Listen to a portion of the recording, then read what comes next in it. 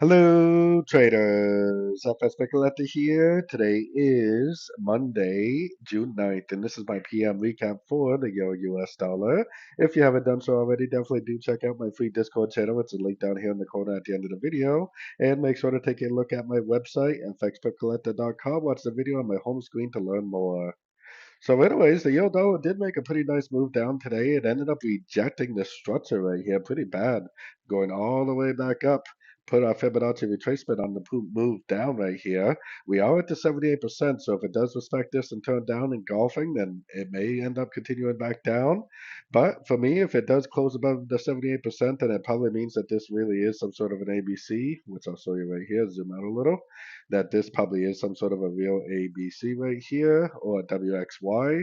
And if it closes above the 78%, then it probably is going to go up and retest these highs at least.